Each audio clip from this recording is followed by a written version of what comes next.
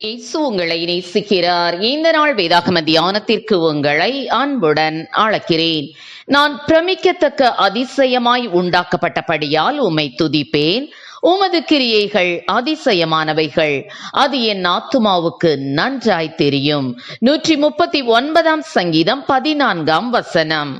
பொதுவாக நம் உடலில் ஒரு அடிபட்டால் வலிக்கிறது என்போம். பசித்தால் வயிறு பசிக்கிறது, சாப்பாடு போடுங்கள் என்போம். இதை தவிர பிரதானமாக நாம் எதையும் யோசிப்பதில்லை. நாம் இதுவரை யோசிக்காத பல அதிசயமான காரியங்கள் உண்டு. சாதாரணமாக நாம் 1 மணி நேரத்திற்கு 1050 முறை சுவாசிக்கிறோம். ஒரே நாளில் 25,000 தடவைக்கும் மேலாக சுவாசித்து விடுகிறோம். இரவும் பகலும் நுரையீரலாகிய இயந்திரம் ஓடிக்கொண்டே இருக்கிறது. நம்முடைய எந்த சுய முயற்சியும் இன்றி இயற்கையாகவே இயங்கும்படி தேவன் அதை அமைத்திருக்கிறார்.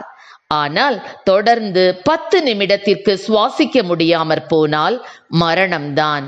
நம்முடைய 25,000 சுவாசங்களும் கர்த்தருடைய கரத்தில்தான் உள்ளது. அடுத்ததாக இதயம். அதிலிருந்துதான் உடலின் பல பாகங்களுக்கும் இரத்தம் செல்கிறது. சுருங்கி விரிந்து தனது வேலையை ஒழுங்காக செய்து கொண்டிருக்கும் இதயம் ஏதோ ஒரு காரணத்தால் இயங்க மறுத்தால் மூளை பகுதிக்கு செல்லும் இரத்த ஓட்டம் தடைப்படும். 3 நிமிடங்கள் இதய துடிப்பு நின்று மூளைக்கு செல்லும் இரத்த ஓட்டம் தடைப்பட்டால் மூளை இயங்குவது நின்றுவிடும். பின் பிரெயின் டெட் என்ற நிலைதான் ஏற்படும். அதாவது இதயத்தை துடிக்க வைத்தாலும் மூளை வேலை செய்யாததால் உயிர் இருக்கும், ஆனால் உணர்வுகள் இருக்காது. கோமா நிலையில் இருக்கும் நிலை ஏற்படும். இதய துடிப்பு அத்தனை முக்கியமானது.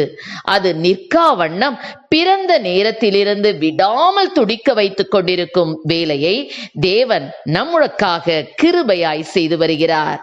அவருடைய கிருபை எவ்வளவு பெரியது! மேலும் ஒவ்வொரு முறையும் நம் உடலில் இருந்து வெளியேறும் கழிவு நீரான சிறுநீர் வெளியேறுவதும் தேவ தயவினால் தான்.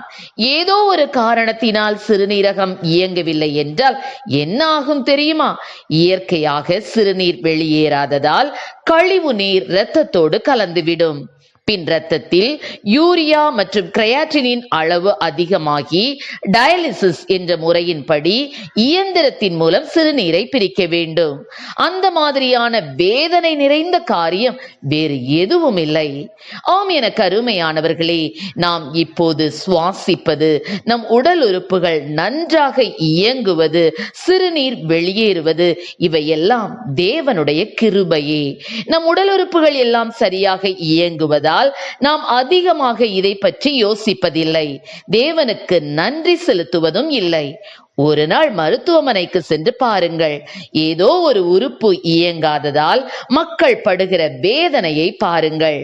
அதன் பின் நன்கு இயங்குகிற உங்களது உடல் உறுப்புகளுக்காக தேவனை துதிக்காமல் உங்களால் இருக்க முடியாது. உங்களது ஜெப நேரத்தில் நன்றி செலுத்தினால் அதுவே ஒரு பெரிய பட்டியலாக இருக்கும். நாம் தூங்குவதும் கர்த்தருடைய சுத்த கிருபையே. இரவில் தூங்க முடியாமல் தூக்க மாத்திரைகளை சாப்பிட்டும் உறங்காமல் தவிப்பவர்கள் எத்தனையோ பேர் உண்டு.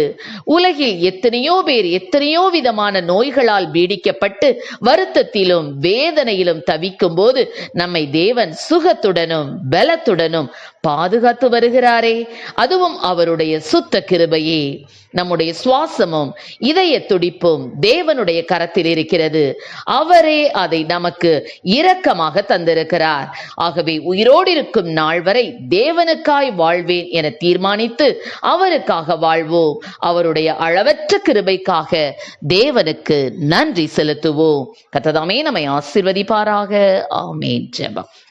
எங்களை அதிகமாக நேசித்து நடத்திட எங்கள் அன்பின் பரலோக பிதாவே, அப்பா, எங்களுடைய கர்த்தாவே, ஒவ்வொரு உடல் உறுப்புகளையும் ஆண்டவரே, அப்பா நீர் ஆண்டவரே ஸ்தோத்திர ஆண்டவரே சரியா இயங்கும்படி கர்த்தாவே, அப்பா நீர் கிருபை செய்திருக்கிறீர். அப்பா, எந்த ஒரு கர்த்தாவே பண செலவும் இல்லாமல் கர்த்தாவே எங்களுடைய இதயம், எங்களுடைய சிறுநீரகம், எங்கள் நுரையீரல், எங்களுடைய உள் உறுப்புகள் அத்தனையும் ஆண்டவரே சீராய் எங்க என் தேவன் அப்பா உடைய கிருபையை தந்திருக்கிறீரே, அதற்காக உமக்கு நன்றி செலுத்துகிறோம். அப்பா ஆண்டவரே, இந்த நாளிலே கர்த்தாவே இந்த உறுப்புகளிலே அப்பா சுகவீனத்தோடு கர்த்தாவே மருத்துவமனைகளிலே சிகிச்சை பெறுகிற ஒவ்வொரு பிள்ளைகளுக்காக ஜெபிக்கிறோம் ஆண்டவரே. அந்தந்த அவயவங்கள் சரியா இயங்கக்கூடிய கிருபைகளை என் தேவனில் கொடுப்பீராக. ஆசீர்வதியும். இயேசுவின் நாமத்திலே ஜெபிக்கிறோம் நல்ல பிதாவே. ஆமென்.